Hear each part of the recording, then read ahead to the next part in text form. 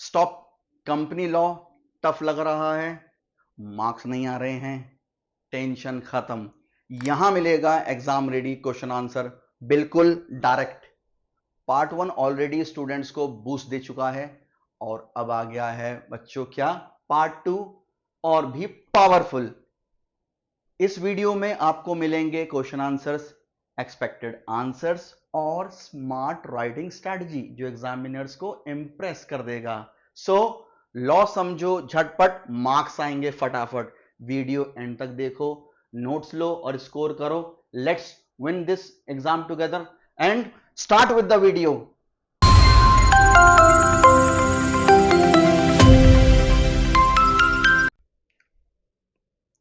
Yes, तो पिछली video में क्या था, हमने स्टार्ट किया था किससे, फर्स्ट क्वेश्चन से लेके 11 क्वेश्चन तक। अब इस वीडियो में हम स्टार्ट कर रहे हैं क्वेश्चन 12 से, क्योंकि ये क्या है, कंपनी लॉ का महासंग्राम, ठीक है।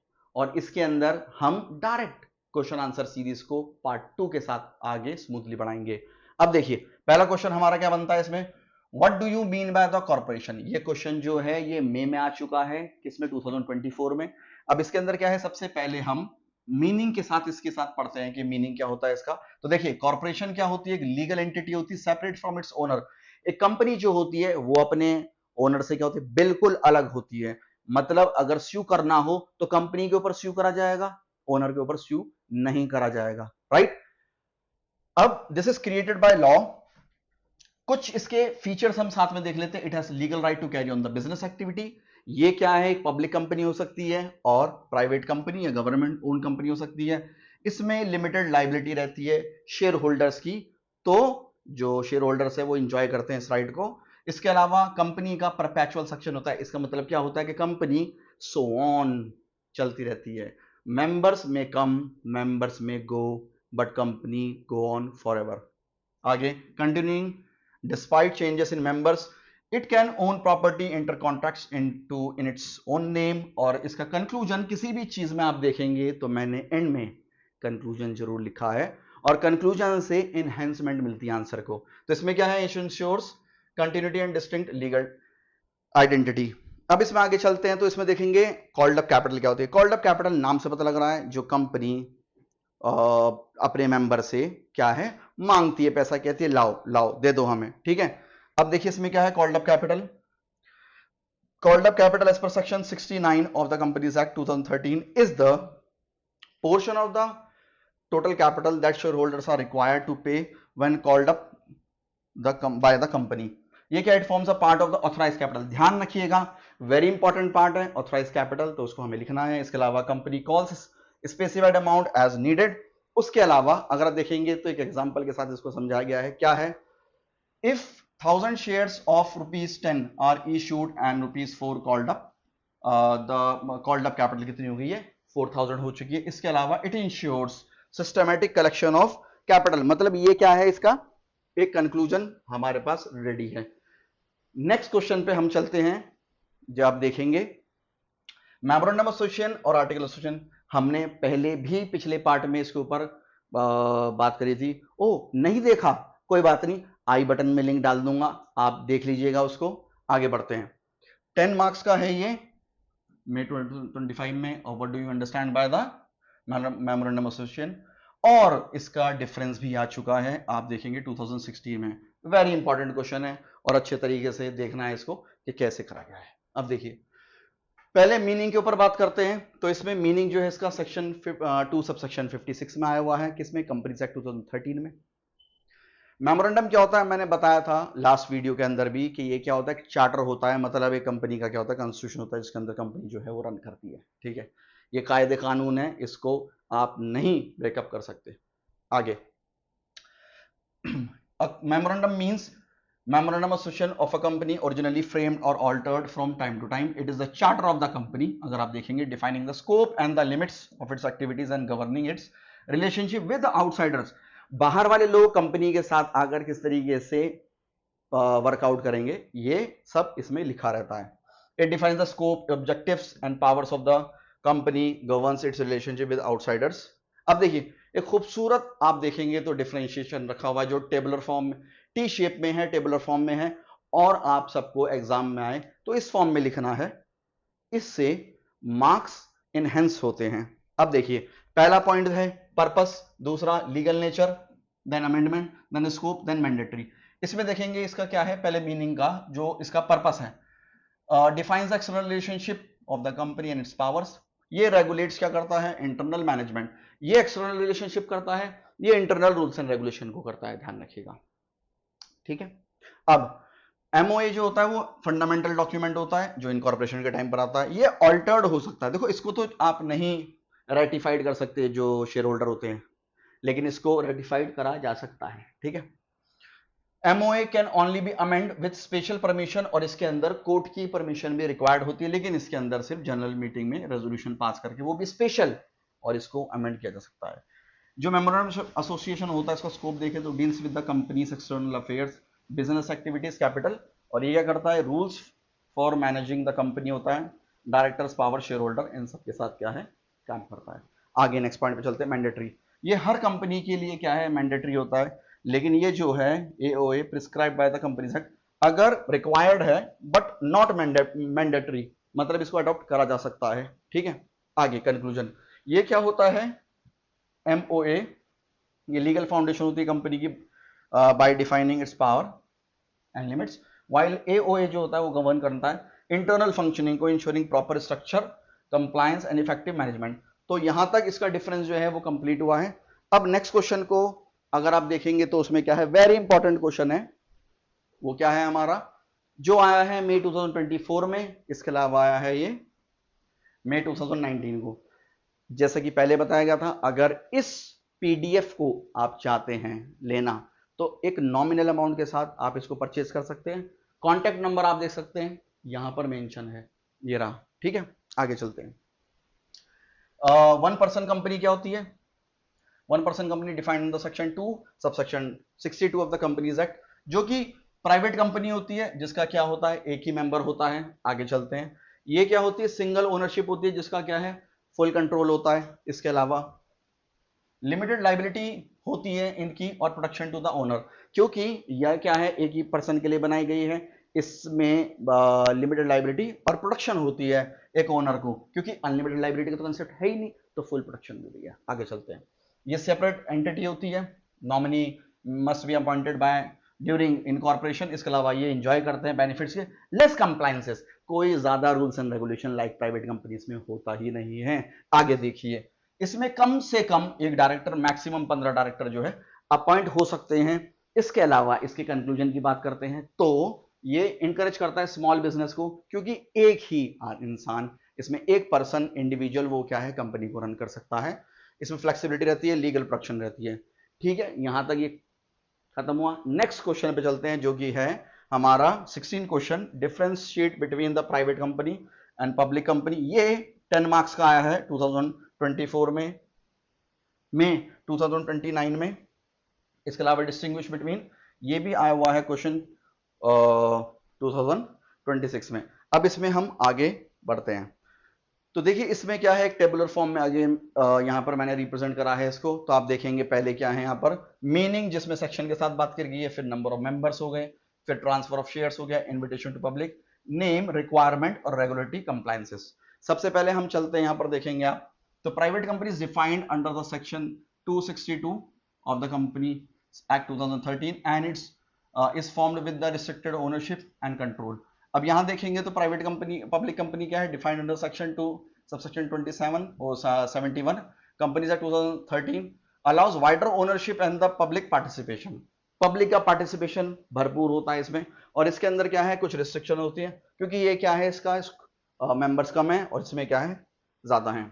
इसके अलावा नंबर ऑफ मेंबर की बात करते हैं, मिनिमम 2 मेंबर की जरूरत होती है, यहाँ मैक्सिमम 200 मेंबर्स होते हैं। लेकिन ध्यान रखिएगा इसमें एम्प्लॉइज और एक्स एम्प्लॉइज क्या है, एक्सक्लूड होते हैं, ये लिख देंगे तो बहुत अच्छी बात है। इसके अलावा यहां पर जो मिनिमम मेंबर 7 होते हैं और कोई भी लिमिट नहीं होती है मैक्सिमम नंबर ऑफ मेंबर्स पे। अब नेक्स्ट पे चलते हैं, it restricts the transfer of its shares, ये रिस्ट्रिक्शन देता है ट्रांसफर ऑफ शेयर्स पे, क्योंकि प्राइवेट है, ठीक है। मतलब अगर आपको ओनरशिप देनी भी है तो वो सिलेक्टेड ग्रुप पे रहेगी, इसमें फ्रीली ट्रांसफरेबल होते हैं शेयर्स। इसके अलावा invitation to public, it cannot invite the public, क्योंकि नाम में प्राइवेट है तो पब्लिक को इनवाइट क्यों करेंगे। इसके अलावा इसके अंदर it can invite the public to subscribe its shares, right, and may list on the stock exchange. इसके अलावा नेम रिक्वायरमेंट में प्राइवेट कंपनी में क्या होता है, इसके अंदर देखेंगे तो यहाँ पर वर्ड्स प्राइवेट लिमिटेड रहता है और यहाँ पर क्या है, लिमिटेड रहता है। It is subject to less stringent compliance, इसके अंदर कंप्लायंसेस क्या होते हैं लेकिन कंपैरेटिवली कम होते हैं। और इसके अंदर बात करेंगे तो हायर डिस्क्लोजर रिक्वायरमेंट रहती है, मतलब ये ज्यादा डिस्क्लोजर रिक्वायरमेंट स्ट्रिक्ट कंप्लायंसेस में होते हैं। अब इसके हम नेक्स्ट पॉइंट के ऊपर बात करते हैं, जो 7th पॉइंट है इसका, लायबिलिटी ऑफ शेयर होल्डर। इसमें जो लायबिलिटी होती है वो अनपेड अमाउंट ऑन शेयर्स होते हैं, मतलब जितना अमाउंट रह गया है सिर्फ मेंबर्स को उतना ही पे कर रहा है, इसके अलावा नहीं। लेकिन इसके ऊपर आज हम बात करते हैं तो ये liability is also limited to the unpaid amount on shares held by them. तो इसके अंदर भी क्या है कि लायबिलिटी जो होती है वो लिमिटेड रहती है टू द अनपेड अमाउंट, ठीक है। इसके अलावा हम देखते हैं कंक्लूजन, प्राइवेट कंपनी से इंश्योर कंट्रोल एंड फ्लेक्सिबिलिटी, और इसके अंदर जो पब्लिक कंपनी जो होती है वो क्या करती है, wider ownership, transparency and large scale capital raising की क्या है, बात करती है। अब नेक्स्ट हम आगे चलते हैं, इसके ऊपर देखेंगे आप। तो यहां पर हमारे पास क्वेश्चन आया हुआ है जिसमें क्या है, काइंड्स ऑफ कंपनी के ऊपर हमें शेयर कैपिटल के ऊपर हमें क्या है बात करनी है। 10 मार्क्स का क्वेश्चन आया हुआ है। अगर आप देखेंगे तो मई 2024, जून 2023 और जून 2017 के अंदर क्या है क्वेश्चन आया हुआ है। इसके अंदर कुछ पार्ट्स में सबसे बड़ा पार्ट जो होता है इसके अंदर वो क्या होता है दोस्तों, वो होता है ऑथराइज कैपिटल। ऑथराइज कैपिटल क्या होती है, वो कैपिटल होती है जिस अमाउंट के साथ कंपनी जो है रजिस्टर होती है with the registrar of the company. Maximum amount of capital a company is authorized to raise through shares, it is mentioned in the memorandum of decision, जो MOA हमने पढ़ा था उसके अंदर डिफाइंड है section 2 subsection 8 of the companies act. ये altered होती है as per legal procedure, legal procedure से क्या है ये चेंज करी जा सकती है ऑथराइज कैपिटल, मतलब इसको बढ़ाना हो घटाना हो वो दोनों काम क्या है हो सकते हैं। आगे बढ़ते हैं। सेकंड है इशूड कैपिटल, ये पोर्शन, ये इसी का ही पोर्शन होता है, मतलब सारे के सारे क्या है इसके पार्ट्स हैं। Portion of the authorise capital that the company offers to investors, it can not exceeds authorized capital and depends on the company's financial need। ये क्या होता है, डिपेंड होता है कंपनी की फाइनेंशियल नीड पर। इसके अलावा सब्सक्राइब कैपिटल क्या होता है, it is a part of the issued capital, मतलब जो हमने पीछे पढ़ा है यहाँ देखेंगे इशूड कैपिटल, ये इसका पार्ट होता है क्योंकि सारे क्या हैं ऑथराइज कैपिटल के ही क्या हैं वो पार्ट्स, सब पार्ट्स ही हुए हैं। It shows the actual demand for shares in the market is the amount actually, ये पेड अप कैपिटल की बात कर रहे हैं, नाम से पता लग रहा है ये एक्चुअली रिसीव्ड जो हो रहा है शेयर होल्डर से। इसके अलावा अनपेड कैपिटल क्या होता है, वो पोर्शन जो कॉल्ड अप था लेकिन अभी उसके ऊपर क्या है शेयर होल्डर ने पैसा नहीं दिया है। कंक्लूजन, ये क्या होते हैं रिफ्लेक्ट करते हैं different types of stages capital, जिसमें रेस करते हैं, इंश्योर करते हैं transparency, proper financial planning, efficient management of the company funds. ठीक है, यहां तक ये क्वेश्चन हमारा हो गया। इसके बाद हम नेक्स्ट 18th क्वेश्चन पे चलते हैं, जो कि क्या है, company is a legal person, discuss it with the help of the leading case law. 20 marks का है, वेरी इंपॉर्टेंट है, 2024 में आया है। कंपनी हम एज अ लीगल पर्सन देखते हैं कि क्या होता है, a company is recognized as a separate legal entity distinct from its member, share holder and director, एक लीगल पर्सन के तौर पे काम करता है। ये अपनी कंपनी से बिल्कुल क्या है अलग होता है जो पर्सन होता है, ठीक है, मतलब कंपनी जो होती है लीगल पर्सन के तौर पे काम करती है, अपने मेंबर से बिल्कुल हटकर होती है अलग, ठीक है। इसके अलावा लीगल पर्सन की मीनिंग क्या होती है, a company treated as an artificial legal person created by law, it can own and transfer property in its right in its name. इसके अलावा एंटर इनटू कॉन्ट्रैक्ट्स, ये केस भी कर सकती है, ये अपने राइट्स को इंडिपेंडेंटली क्या है वो फॉलो भी करती है, ठीक है। Further company enjoys perpetual succession का मतलब क्या होता है, मैंने पहले भी बताया है, राइट। परपेचुअल सक्सेशन का मतलब ये होता है कोई भी जो कंपनी होती है वो चलती रहती है, meaning it continues to exist even its member change due to death, insolvency, transfer of shares की वजह से, मतलब मेंबर मर जाए या पागल हो जाए, ये क्या है कंपनी चलती रहती है। इसमें लीडिंग केस जो है वेरी इंपॉर्टेंट केस है, इसके अंदर Salomon versus Salomon and company limited. इसमें क्या है, this the most important case establishing the principle of the separate entity. इसमें मिस्टर सालोमन जो था उन्होंने कुछ पाउंड की क्या है यहाँ पर शेयर्स लिए थे कंपनी से, और कंपनी बिकेम इंसॉल्वेंट, क्रेडिटर्स ने ये बोला कि भाई सालोमन जो है एक एजेंट के तौर पे काम कर रहे थे, तो उसके लिए खुद लायबल होंगे, सालोमन लायबल होंगे टू पे बैक टू द क्रेडिटर। लेकिन कोर्ट ने बोला कि कंपनी क्या है, सेपरेट लीगल एंटिटी है, ठीक है, अपने सालोमन से, तो वो ही it was not his agent और नॉमिनी। सो प्रिंसिपल क्या निकला, one person holds majority of shares, company remains a distinct entity, और जो मेंबर होता है उसकी कोई भी लाइबिलिटी क्या है, राइज नहीं होती है। इसके अलावा नेक्स्ट हम चलते हैं, पर्सनालिटी ऑफ अ कंपनी। ये हमारा केस जो है 1897 के का है, रजिस्ट्रेशन इसका 22 है। This case reinforces the idea that a company has its own legal personality. It can hold assets, enter contracts, liable होती है किसके लिए, जो भी एक्शंस होंगे आगे के होने वाले उन सब के लिए कंपनी क्या है, लाइबल होती है। आगे चलते हैं, सिग्निफिकेंस क्या है इसका, मतलब जो हमने दो केस लॉ पढ़े इनका क्या है, सिग्निफिकेंस क्या है इसमें।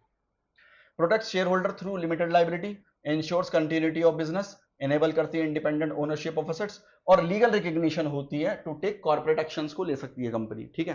कंक्लूजन क्या है, क्योंकि जो लीगल पर्सन का जो फंडामेंटल, मतलब जो लीगल पर्सन है उसका कंसेप्ट जो होता है वो क्या है, fundamental to the company law through judicial decisions like Salomon versus Salomon, it is clear that a company is separate from its members and enjoys independent existence. और ये जो प्रिंसिपल होता है इंश्योर करता है legal certainty, encourages investment and support the smooth functioning और the modern corporate structure के लिए ये बहुत जरूरी होता है, क्योंकि जो ओनर होता है वो क्या है, अपने जो कंपनी से होता है वो क्या है, सेपरेट होता है। नेक्स्ट क्वेश्चन पे हम बढ़ते हैं, ठीक है, उसका वो क्या है, what do mean by the shares, what are the types of shares, discuss in details. ये 20 मार्क्स का क्वेश्चन आया हुआ 2024 में, एक ही बार आया हुआ है, तो मतलब बहुत ज्यादा इंपॉर्टेंट नहीं है, लेकिन आया हुआ है तो इसलिए यहाँ पर मेंशन करा गया है, ठीक है। नेक्स्ट इस पे आगे चलते हैं, मीनिंग एंड टाइप्स ऑफ क्या है, शेयर क्या होता है, ये क्या होता है, represents a unit of the ownership in the company, when a person boys shares they become share holder and owing a part of the companies capital. इसके अलावा आगे चलते हैं, शेयर होल्डर क्या होते हैं, वो इंटाइटल्ड होते हैं किस चीज के लिए, वो इंटाइटल्ड होते हैं टू डिविडेंड्स, वोटिंग राइट्स के लिए एंड अदर बेनिफिट्स के लिए, राइट। आगे चलते हैं, value of the share is determined by the share capital of the company. Types of shares क्या है, सेक्शन 43 आप मेंशन कर देंगे तो बेहतर है, और अगर आपको नहीं पता हो तो इसको क्या है, आप मत मेंशन, गलत मत करिएगा। आगे चलते हैं, पहला है इक्विटी शेयर। इक्विटी शेयर क्या होती है, जो ओनर होते हैं कंपनी के, जो मालिक होते हैं उनको क्या है, इक्विटी शेयर कहते हैं। इसमें टाइप्स क्या होती है इसकी, ऑर्डिनरी हो गया, डेफर्ड हो गया। ऑर्डिनरी क्या होता है, जिनके पास वोटिंग राइट होता है और उनको डिविडेंड मिलता है after preference share holder. Preference share holder अभी आगे आएंगे, तो इक्विटी शेयर होल्डर को, क्योंकि मालिक होता है, डिसीजन मेकिंग इनकी होती है, तो इनको क्या है, प्रेफरेंस शेयर होल्डर के बाद क्या है, डिविडेंड इनको मिलता है। डेफर्ड वाले में क्या है, इनको डिविडेंड पे करा जाता है after other equity share holder. Other equity share holder के क्या बात क्या है, इनको डिविडेंड दिया जाता है। आगे बढ़ते हैं, प्रेफरेंस शेयर्स नेक्स्ट पार्ट है इसका। इसमें क्या, preference shares provide preferential rights, नाम से पता लग रहा है प्रेफरेंस, तो preferential rights over the equity shares. इनका पहले ध्यान रखा जाता है ओवर द इक्विटी शेयर्स पर। पेमेंट ऑफ द डिविडेंड इनकी पहले होगी, रीपेमेंट भी इनको वाइंडिंग अप जब कंपनी खत्म हो रही होगी तो उस टाइम पर पे बैक कर दिया जाएगा। इसके टाइप्स क्या होते हैं, क्यूमुलेटिव होते हैं, नॉन क्यूमुलेटिव होते हैं, कन्वर्टेबल होते हैं। क्यूमुलेटिव क्या होते हैं, अनपेड डिविडेंड्स, जिनका डिविडेंड इकट्ठा होता रहता है और इकट्ठा होने के बाद क्या है, इनको फ्यूचर डेट में क्या है, दे देंगे। नॉन क्यूमुलेटिव क्या है, इनको क्लेम जो अनपेड है इनको बाद में नहीं मिलेगा। कन्वर्टेबल का मतलब क्या होता है, ये कभी भी इक्विटी शेयर में कन्वर्ट हो सकते हैं, मतलब इनको डिविडेंड नहीं दिया जाएगा, इनको क्या करा जाएगा, इनको ये बोला जाएगा कि कभी भी इक्विटी शेयर में कन्वर्ट हो जाएंगे, क्योंकि इनका यही क्या हो गया, डिविडेंड हो गया। इसके अलावा नॉन कन्वर्टेबल प्रेफरेंस शेयर्स क्या है, can not be converted into equity share, ये इक्विटी शेयर में क्या है, कभी भी कन्वर्ट नहीं होंगे। इसके अलावा बोनस शेयर क्या होते हैं, बोनस शेयर्स होते हैं सेक्शन 63 में, bonus shares are issued free of cost to existing share holder out of the accumulated profits और reserves, they increase the number of shares without additional payment. मतलब bonus shares क्या होता है, जैसे जो मेंबर्स होते हैं, अगर वो कोई दिवाली है, समथिंग ऐसा ना, कोई त्योहार है, दिवाली जो भी है त्योहार है कोई, तो उस पर कंपनी क्या करती है, कुछ जो शेयर्स होती हैं अपने शेयर होल्डर को कुछ शेयर्स क्या है इशू कर देती है खुशी में, ठीक है। उसके लिए कोई एडिशनल पेमेंट नहीं कर जाती, बस कंपनी के नंबर ऑफ शेयर्स क्या है, इंक्रीज हो जाते हैं, ठीक है।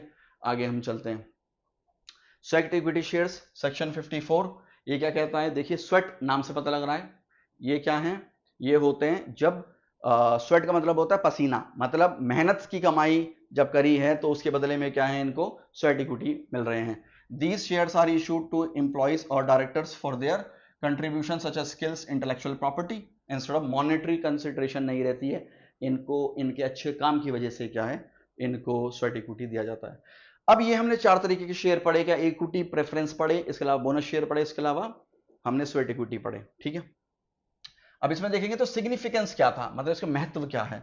तो shares help companies raise capital, distribute ownership इससे बढ़ जाती है, कैपिटल पैसा मिलता है कंपनी को, ठीक है। इसके अलावा provide investors an opportunity to earn returns and participate in management, management में पार्टिसिपेशन बढ़ जाता है किसका, ओनर्स का, और वो कंपनी को बताते हैं कि कहां पर इन्वेस्टमेंट करनी है, उससे कंपनी कुछ मुनाफा कमाती है और अपने जो शेयर होल्डर होते हैं उनमें डिस्ट्रीब्यूट कर देती है। इसके अलावा जो कंक्लूजन है, shares from the shares form the backbone of the corporate finance, different types of shares होते हैं, offer varied rights, benefits वगैरह रहते हैं इसके अंदर, ठीक है। तो ये क्वेश्चन हमारा इस तरीके से क्या एंड होता है। नाउ नेक्स्ट क्वेश्चन की तरफ मूव करते हैं। आई होप कि आप सब इंजॉय कर रहे होंगे सेशन को और इसको लाइक करते रहिए, ठीक है। आगे बढ़ते हैं। क्वेश्चन 20 है, what do you mean by the public company. Public company के बारे में हमने पहले डिस्कस करा था in the differences between the private company in the public company, लेकिन एक 4 मार्क्स का क्वेश्चन भी आया हुआ है अलग से सेपरेटली, उस पार्ट को निकालकर सिर्फ हम देख लेंगे। देखिए मीनिंग ऑफ कंपनी क्या कहता है यहाँ पे, public company. A public company defined under section 2 subsection 71 of the companies act 2013 is a company having minimum 7 members इसमें होते हैं, मैक्सिमम क्या है, इसकी कोई भी लिमिट नहीं होती है। यहाँ शेयर्स क्या है, फ्रीली ट्रांसफरेबल होते हैं, कंपनी जो पब्लिक है उसको सब्सक्राइब कर सकती है, ठीक है। इसके अलावा it is subject to strict, इसमें लीगल कंप्लायंसेस बहुत ज्यादा होते हैं। Conclusion, it facilitates large capital raising and promotes wider participation of the public in the business activities. तो यहां पर हमारा ये क्वेश्चन एंड होता है। इसके अलावा हम नेक्स्ट क्वेश्चन को देखते हैं जो कि 4 मार्क्स का आया हुआ है, जून 2023 में, मई 2019 में। क्वेश्चन क्या है, प्रोस्पेक्टस क्या होता है। कंपनी की जो भी कंपनी कितने लोगों को शेयर्स इशू करने वाली है, किन किन को, मतलब कंपनी क्या करती है क्या नहीं, ये सब क्या है प्रोस्पेक्टस में मेंशन होता है। आगे देखते हैं meaning of prospectus. A prospectus defined under section 2 subsection 70 of the companies act 2013 is a document issued by a company inviting the public to subscribe its shares, debentures और securities। कंपनी क्या बताती है, prospectus के जरिए बताती है कि जो अपने पब्लिक को सब्सक्राइब करवाने के लिए शेयर्स को, डिबेंचर्स को या कोई और अन्य सिक्योरिटी के लिए, ठीक है। इसके अलावा इट कंटेन्स, इसके अंदर जो होता है वो क्या है, डिटेल्स होती है about financial position, management, risk and plans of the company. इसमें सेक्शन 26 से सेक्शन 30 तक की बात करी गई है। कंटेंट लिखा, मतलब वो कंटेंट को रेगुलेट करना, उसके इशू को रेगुलेट करना, ये सारी सेक्शन 26 से 30 तक की इसके ऊपर क्या है बात करी गई है। अगर कोई मिसलीडिंग प्रोस्पेक्टस होता है तो वो अट्रैक्ट करता है सिविल एंड क्रिमिनल लायबिलिटी होती है, जिसके बारे में हम आने वाले पार्ट में क्या है पढ़ेंगे। यहाँ पर सेक्शन 34 और 35 की बात करी गई है, जिसमें सिविल और क्रिमिनल लायबिलिटी के ऊपर बात करी गई है। It ensures transparency and protects investors interest, ये इनको क्या है संभालता है, बचा के रखता है। अब नेक्स्ट क्वेश्चन पे हम चलते हैं जो कि 4 मार्क्स का आया हुआ है जून 2023 में, ठीक है। इसके अलावा 4 मार्क्स का जून 2016 में।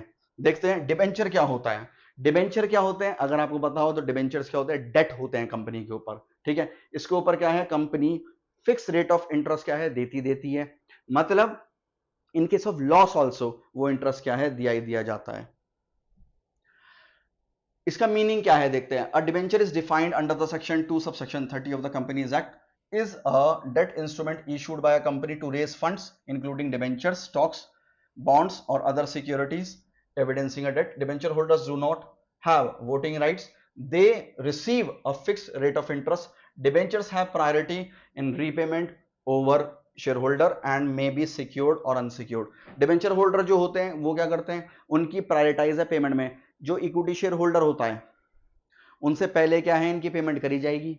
दूसरा ये क्या होंगे, या तो इनके बदले में कंपनी, क्योंकि जब डिबेंचर इशू करती है तो उनसे क्या है पैसा लेती है, तो उसके बदले में क्या है कंपनी क्या करती है उनको, मतलब या तो क्या कर देगी, जिनसे डिबेंचर होल्डर डिबेंचर्स इशू करें उनको क्या है कुछ अपनी सिक्योरिटी संपत्ति क्या है रखवा देगी या नहीं रखवाएगी, ताकि उनको तसल्ली हो जाए, ठीक है। तो सिक्योर्ड और अनसिक्योर्ड इसे कहते हैं। सिक्योर्ड मतलब सिक्योरिटी दे दी है, अनसिक्योर्ड मतलब सिक्योरिटी नहीं दी है। Debentures provides companies with a reliable source of borrowed capital. तो अगर आप देखते हैं तो कंपनीज जो होती है with a reliable source of borrowed capital के ऊपर क्या है, होता है ये, ठीक है। अब इसका जो हमारे पास नेक्स्ट क्वेश्चन आता है वो क्या है, what is the effect of the certificate of incorporation, जो 4 मार्क्स का आया 2013 में। कंपनी को स्टार्ट करने के लिए एक सर्टिफिकेट इनकॉर्पोरेशन की जरूरत होती है, उसको स्टार्ट करने के लिए, उसके ऊपर क्वेश्चन आ चुका है। क्या क्वेश्चन है, a certificate incorporation is conclusive evidence. देखो कंक्लूसिव वर्ड है तो कंक्लूसिव ही लिखेगा, that a company has been legally formed under the companies act. Effect क्या होता है इसका, it creates a separate legal entity distinct from its members. The company comes into existence from the date of mentioned in the certificate. Its validity cannot be questioned. इसकी validity होती है वो question नहीं करा सकती है अगर जब तक कि प्रोसीड्यूरल कोई इरेगुलरिटी अराइज नहीं हुई हो। आप समझ रहे हैं मेरी बात। तो देखते हैं next.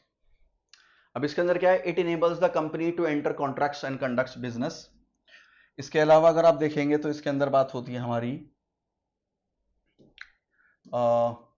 It gives legal birth and recognition of the country of the company. मतलब ये क्या करता है, कंपनी को लीगल रिकॉग्निशन क्या है वो देता है, ठीक है। आगे चलते हैं। नेक्स्ट क्वेश्चन आया है जो होल्डिंग कंपनी का और सब्सिडरी कंपनी का, 4 मार्क्स का क्वेश्चन है और ये क्या है, जून में आया हुआ क्वेश्चन है, ठीक है। तो इसमें आगे हम चलते हैं कि क्या है कि इसके अंदर क्या है, होल्डिंग कंपनी क्या है। Holding company under section 2 subsection 46 of the companies act 2013 is a company that controls another company by holding more than 50%। मतलब क्या होता है, कंपनी दूसरी कंपनी को क्या है, कंट्रोल कर रही है पूरी की पूरी। तो उसके अंदर क्या है, जो कंपनी कंट्रोल कर रही है that will be known as the holding company. अगर उसने 50% से ज्यादा का शेयर इस नीचे वाली कंपनी का होल्ड कर रखा है। दूसरा जो नीचे वाली कंपनी उसको क्या बोलते हैं, सब्सिडरी कंपनी बोलते हैं, ध्यान रखिएगा, ठीक है। इसके अलावा सब्सिडरी कंपनी का ये सेक्शन 2 सब सेक्शन 86 में आता है, company controlled by holding company. Holding company क्या होती है, इन्फ्लुएंस करती है management and financial decisions of the subsidiary company का, ठीक है। अब इसके अलावा अगर आप देखेंगे तो कंक्लूजन क्या है, relationship ensures control coordination effective and group management. तो ये हमें देखना है। इसके अलावा जो नेक्स्ट क्वेश्चन हमारे पास आया है वो नेक्स्ट क्वेश्चन क्या है, वो अल्ट्रा वायर्स के ऊपर क्वेश्चन आया हुआ है और वो क्या कहता है कि डॉक्ट्राइन ऑफ अल्ट्रा वायर्स, जो 10 मार्क्स का क्वेश्चन क्या है इसमें आया हुआ है। देख तो हम इस पे चल रहे थे कि इसमें इंपॉर्टेंट केस लॉ हमने डिस्कस कर लिया था। इसके अलावा हम इसकी अब एप्लीकेशन देखने से पहले हम इसमें डॉक्ट्राइन ऑफ अल्ट्रा वायर का मीनिंग जो होता है वो देख लेते हैं कि इसके अंदर डॉक्ट्राइन ऑफ अल्ट्रा वायर क्या होता है। कोई भी एक्ट और transaction carried out by company beyond the power given in its memorandum of suggestion is void. ये क्या होता है, वॉइड होता है। The term ultra vires means beyond the powers. इसका मतलब क्या होता है, एप्लीकेशन क्या है इसकी, अल्ट्रा वायर्स एक्ट। कोई भी जो एक्ट है वो स्टार्टिंग से ही क्या है, अल्ट्रा वायर है, बियॉन्ड द कंपनी के रूल्स एंड रेगुलेशंस है, तो वो क्या हो जाता है, वॉइड एब हो जाता है। मतलब स्टार्टिंग से ही, मतलब उसकी कोई अहमियत नहीं है। ये प्रोटेक्शन किसको देता है, शेयर होल्डर को, क्रेडिटर को और स्टेक होल्डर को। It ensure the company funds used only for authorize purpose के लिए कंपनी अपने काम को करे, इसमें इसी की बात करी जाती है। इसके अलावा company is form to manufacture electronics लेकिन it start dealing in real estate, तो वो क्या हो जाएगा हमारा, अल्ट्रा वायर्स हो जाएगा। जैसे मैंने आपको पहले बताया था एशबरी का जो केस है इसमें इसके बारे में हम लिखेंगे। इसमें दूसरा केस जो है वीएन सूद वर्सेस के सूद के बारे में हम इसमें क्या है वो लिखेंगे। अब reaffirmed that acts beyond MOA are not legally binding. Conclusion क्या है, जो डॉक्ट्राइन ऑफ अल्ट्रा वायर है वो रिस्ट्रिक्ट करता है कंपनी को to act with its defined objects, ठीक है। इसमें प्रिवेंट करता है मिसयूज को कॉर्पोरेट पावर के। अब जो नेक्स्ट क्वेश्चन है हमारा, हम उसके ऊपर चलते हैं तो देखिए वो क्या है। इसमें सिविल और क्रिमिनल लाइबिलिटी के ऊपर बात करी गई है, मिस स्टेटमेंट प्रोस्पेक्टिव। 20 मार्क्स का क्वेश्चन आया हुआ है, ध्यान रखिएगा। तो जून 2022 में आया हुआ है और कौन कौन लोग क्या है इसमें लायबल होते हैं इसके बारे में बात करना है, ठीक है। और ये 2019 में भी आया हुआ है। मिस स्टेटमेंट क्या होती है पहले ये समझ लेते हैं अच्छे से। एक misstatement prospectus refers to any untrue misleading statement और the omission of material fact which is legally likely to mislead investors. It affects the decisions of the investors subscribing to securities. इसमें relevant provisions के ऊपर बात करी गई है जो 34 और 35 है। 34 जो है क्रिमिनल का है और सिविल का क्या है 35 है। इसके अलावा डेफिनेशन की जो बात करी गई है सेक्शन 2 सबसेक्शन 70 में। इसके अलावा सेक्शन 26 के अंदर इसके कंटेंट जो प्रोस्पेक्टस के होते हैं उसके ऊपर क्या है वो बात करी गई है। इसके अलावा पर्सन कौन कौन से क्या है वो लाइबल होते हैं उसके ऊपर अब इसमें कौन कौन से हैं, देखो सेक्शन 35 सबसेक्शन 1 है, डायरेक्टर्स होते हैं जिन्होंने at the time of issue इसको रखा है ध्यान में, प्रोमोटर जो इन्वॉल्व थे, इसके अलावा जो पर्सन जो ऑथराइज जिन्होंने अथॉरिटी दी इसको इशू करने के लिए, वो लाइबिलिटी होगी उनकी, और एक्सपर्ट्स जिन्होंने जिनकी स्टेटमेंट्स जो हैं वो इंक्लूड है इसके अंदर। कंपनी खुद भी क्या होती है, वो लाइबल होती है, लेकिन कंपनी को सिविल लाइबिलिटी के लिए क्या है ऑथराइज करा जाता है, लेकिन बाकी के जो लोग हैं वो क्रिमिनल के लिए भी क्या होते हैं, लाइबल होते हैं। सेक्शन 35 क्या कहता है सिविल लाइबिलिटी का, a person who subscribes to securities relying on misstatement can claim compensation for loss. Company जिसके साथ धोखा हुआ है, मिस स्टेटमेंट हुई है, प्रोस्पेक्टस को पढ़ के, वो क्या कर सकता है, अपने नुकसान के लिए क्या कर सकता है, वो कंपनी से क्लेम ले सकता है। Liability rise when investors suffer loss due to false और मिसलीडिंग स्टेटमेंट्स। डिफेंसेस क्या है, अगर कोई भी पर्सन इनमें से अपनी अथॉरिटी को क्या है, वो बिफोर द इशू क्या है, वो क्या कर देता है कि ये बोल देता है कि मैं अपनी लाइबिलिटी क्या है वो वापस ले रहा हूं, तो वो क्या है, ऑथराइज नहीं होगा। इसके अलावा जो है वो प्रोस्पेक्टस इशूड विदाउट नॉलेज और consent, reasonable believe that the statement was true, तो ये भी क्या होंगे, इनको डिफेंस अवेलेबल होती है, मतलब इनकी नॉलेज के बगैर हुआ या रीजनेबल बिलीफ के बगैर हुआ। इसके अलावा इसमें हम देखते हैं क्रिमिनल लाइबिलिटी जो होती है सेक्शन 34 की होती है, if a prospectus contains false information statement responsible person may face punishment. इसमें फ्रॉडुलेंट क्या होती है, मिस स्टेटमेंट होती है, इसमें प्रिजनमेंट हो सकती है 10 साल की, एंड फाइन हो सकता है जो 3 गुना ज्यादा हो सकता है अमाउंट का। इसके अलावा अनइंटेंशनल मिस स्टेटमेंट की बात करते हो तो लेसर पनिशमेंट रहती है, और relief if proper defence is proved. ठीक है, मतलब कम सजा होगी अगर कोई बंदा जो होता है वो प्रॉपर डिफेंस क्या है वो अपना साबित कर देता है। एक्सेप्शन क्या है इसमें, एक होता है देखो red herring prospectus. Liability rise होती है only when the final prospectus contains misstatements as initial document may not contain complete details. ठीक है, तो जब भी फाइनल प्रोस्पेक्टस जो होता है उसमें मिस स्टेटमेंट होती है, तो रेड हेरिंग प्रोस्पेक्टस के केस में यहां पर क्या होगा, लाइबिलिटी होने से बच जाएंगे। इसमें एग्जांपल देख लेते हैं हम। If a director falsely claims that the company has secured major contracts and investors rely on it, तो डायरेक्टर जो होता है वो लाइबल होगा दोनों की दोनों, क्रिमिनल और कंपनसेशन के लिए, क्योंकि उसकी बेस पर किसी जो मेंबर था उसने रिलाई कर लिया। कंक्लूजन क्या है, लाइबिलिटी जो होती है मिस स्टेटमेंट के इंश्योर करती है ऑनेस्टी को, ट्रांसपेरेंसी को, कि वो दिखाना चाहिए, डिस्क्लोज करना चाहिए, और प्रोटेक्ट करता है इन्वेस्टर्स को फ्रॉम फ्रॉड से, और इंपोज करता है एक अकाउंटेबिलिटी होती है, जवाबदेही होती है।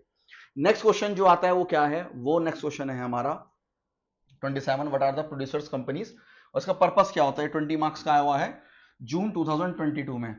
अगर आप इसको पीडीएफ को क्या है एंजॉय कर रहे हैं, तो आप एक नॉमिनल अमाउंट देकर इस नंबर पर कांटेक्ट कर सकते हैं, और इस पीडीएफ को एक नॉमिनल चार्जेस के साथ क्या है पा सकते हैं। आगे चलते हैं। मीनिंग ऑफ प्रोड्यूसर कंपनी क्या होती है, प्रोड्यूसर कंपनी वो कंपनी होती है, हाइब्रिड फॉर्म होता है किसका, प्राइवेट लिमिटेड कंपनी का और कोऑपरेटिव सोसाइटी का। It is form by producer such as farmers, fishermen, artisans, other engage in primary production to improve their income, productivity, marketing. इसमें गवर्निंग लॉ जो होता है इसका अगर हम देखेंगे लेटेस्ट का, तो ये हमारा हो रहा है applicable under the section 465 subsection 1 of the companies act 2013 का, राइट। इसके अलावा अगर हम चलेंगे नए वाले पर चलें, तो body corporate having the main objective of dealing with the primary produce, processing, marketing और अदर रिलेटिव एक्टिविटी, तो इसके अंदर वो इसकी डेफिनेशन हम देख सकते हैं इस लॉ के अंदर, इनकी जो कंपनी इन चीजों में क्या है एंगेज्ड है। ऑब्जेक्टिव क्या होता है इसका, प्रोडक्शन और हार्वेस्टिंग होना चाहिए इन कंपनी का, ठीक है। इसके अलावा प्रोक्यूरमेंट एंड पुलिंग होना चाहिए, मतलब जो कलेक्ट करता है, स्टोर करता है, ग्रेडिंग करता है और हैंडल करता है प्रोड्यूस को एफिशिएंटली। ये प्रोसेसिंग एंड मार्केटिंग में क्या है इन्वॉल्व होना चाहिए, value addition, packaging, selling and exporting goods. Education and mutual assistance रहनी चाहिए इसमें, मतलब training members and promoting cooperative principles. Technical services के ऊपर बात करेंगे, जैसे कंसल्टेंसी वगैरह देना, सारी की सारी क्या होती है प्रोड्यूसर कंपनी होती है, क्योंकि प्रोड्यूसर्स सर्विसेज प्रोड्यूस हो रही है इसमें। एलिजिबिलिटी क्या होती है इसमें, एक प्रोड्यूसर कंपनी बन सकती है अगर 10 से ज्यादा क्या होंगे, इंडिविजुअल प्रोड्यूसर होंगे, 2 या 2 से ज्यादा क्या है वो इंस्टीट्यूशन होने चाहिए, या कॉम्बिनेशन ऑफ बोथ, दोनों का कॉम्बिनेशन भी क्या है चल जाएगा, 10 या 10 से ज्यादा लोग इंडिविजुअल प्रोड्यूसर हो, या दो से ज्यादा क्या होने चाहिए, प्रोड्यूसर इंस्टीट्यूशंस होने चाहिए। फीचर्स क्या है, सेपरेट लीगल एंटिटी होती है, वो आपको पता ही है, जो हर कंपनी के है, इसके लिए भी है। इसके अलावा कोई भी मैक्सिमम लिमिट नहीं है मेंबर्स में इसके। मेंबरशिप क्या है, फ्लेक्सिबल है, मैक्सिमम कितने भी नंबर उसमें हो सकते हैं, जैसे कि प्राइवेट कंपनी में 200 होता है मैक्सिमम, इसमें ऐसा कुछ नहीं है। इसके अलावा प्रॉफिट डिस्ट्रीब्यूशन के ऊपर काम करा जाएगा। इसके अंदर क्या होता है, ये बोनस के ऊपर काम करते हैं। इसके अलावा limited returns based on the participation, जितना पार्टिसिपेशन इनका होगा उतना क्या है इनको, उतने रेवेन्यू क्या है मिलेगा। पर्पस क्या है इसका, मेन पर्पस होता है empower producers collectively by improving bargaining power, eliminate middleman, मतलब मिडलमैन को एलिमिनेट करते हैं, खुद ही प्रोड्यूसर कंपनी खुद ही क्या है ये आगे बेचेंगी, ठीक है। इंश्योरिंग फेयर प्राइसेस रहते हैं, प्रोवाइड एक्सेस टू मार्केट्स हो गया, ये सब इसमें होता है, ठीक है। इसके अलावा कंक्लूजन क्या, producer company combines cooperative structure, cooperative principles होता है, playing a crucial role in strengthening the agriculture and rural economy, ठीक है। इसके अलावा आगे चलते हैं, ये हमने आपको पता होगा डॉक्ट्राइन ऑफ इंडोर मैनेजमेंट, क्योंकि ये 10 मार्क्स का है, वहां पर कुछ और क्वेश्चन था लेकिन था इससे रिलेटेड ही, और इसके अंदर क्या है 10 मार्क्स का हुआ है।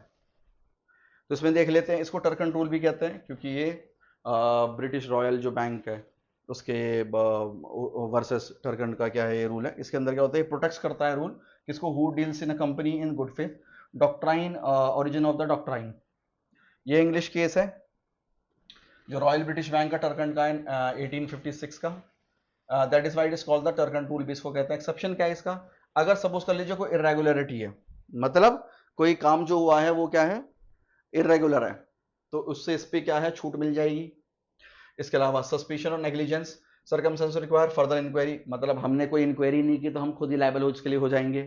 फोर्जरी, कोई चीज हुई है जो फोर्स डॉक्यूमेंट्स हुई है और पर्सन को, मेंबर को क्या है इसके बारे में पता था, तो वो भी क्या है जिम्मेदार हो जाएगा।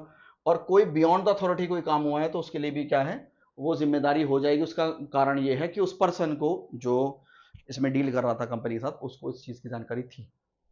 इसमें Lakshmi Ratan cotton mill versus JK jute mill का केस है। Doctrine of indoor management was applied, this shows that the outsiders can rely on the companies outwardly valid acts without checking the every internal check, मतलब लोग इसमें क्या करा, internal check को तो ignore करा गया है, तो इसलिए क्या हो जाएगा यहां पर ये जो इंडोर जो मैनेजमेंट है डॉक्ट्राइन उसकी वो अप्लाई हो जाएगी, ठीक है।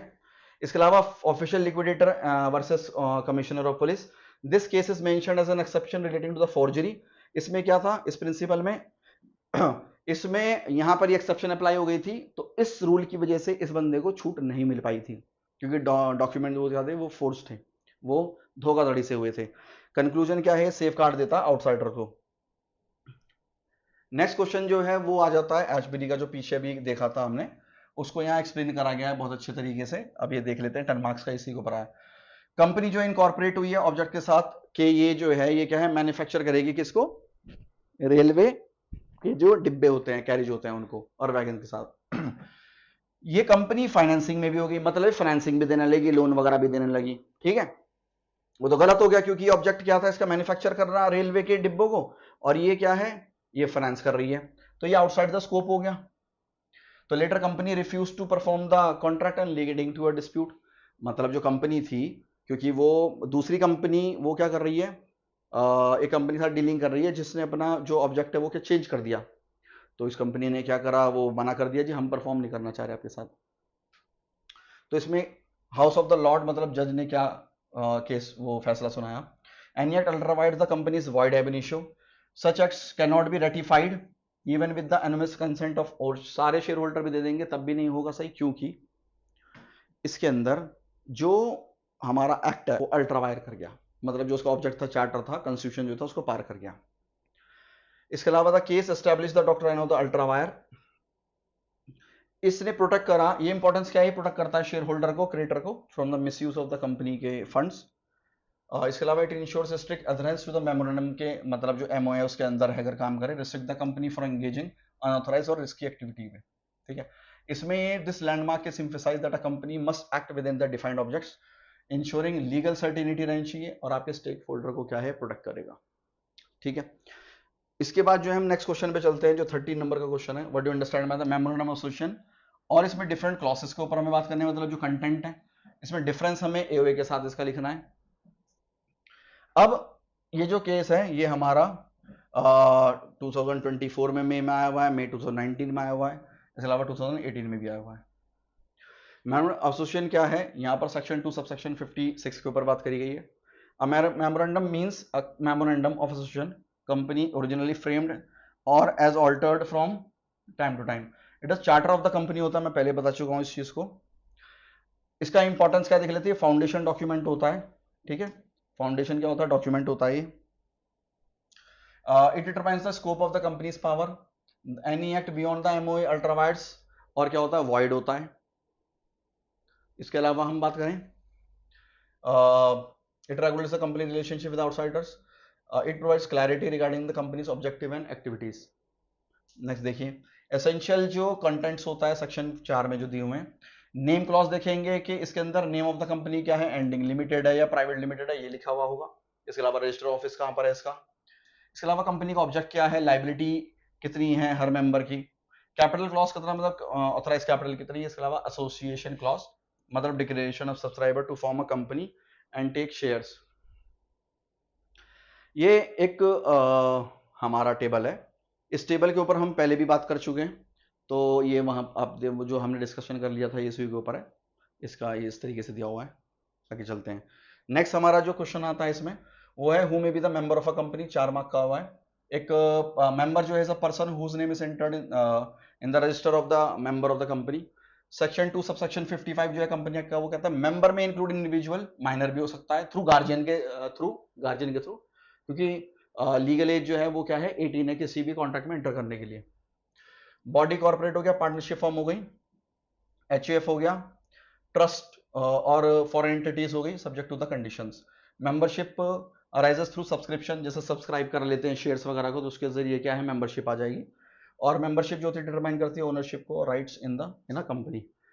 जो नेक्स्ट क्वेश्चन हमारा आता है 4 मार्कर 2028 में, डिफरेंट काइंड्स ऑफ कंपनी के ऊपर पूछा गया है, काइंड्स कौन सी होती हैं।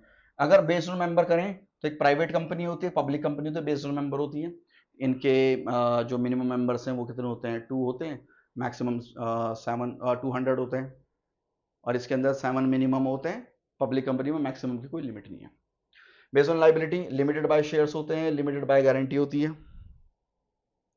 इसके अलावा अनलिमिटेड कंपनी होती है, इसकी कोई भी गारंटी, कोई भी वो लाइबिलिटी नहीं होती है। इसके अलावा based on control holding company होती है, क्योंकि ये 50% ज्यादा का होल्ड रखती है, ये होल्ड होती है। Based on ownership government company होती है, गवर्नमेंट की इसमें ओनरशिप रहती है, और इसके अंदर कोई ओनरशिप गवर्नमेंट की नहीं रहती है। स्पेशल टाइप्स 1% कंपनी के बारे में हम पढ़ चुके हैं। स्मॉल कंपनी क्या होती है, इसका साइज क्या होता है, वो क्या होता है, छोटा होता है।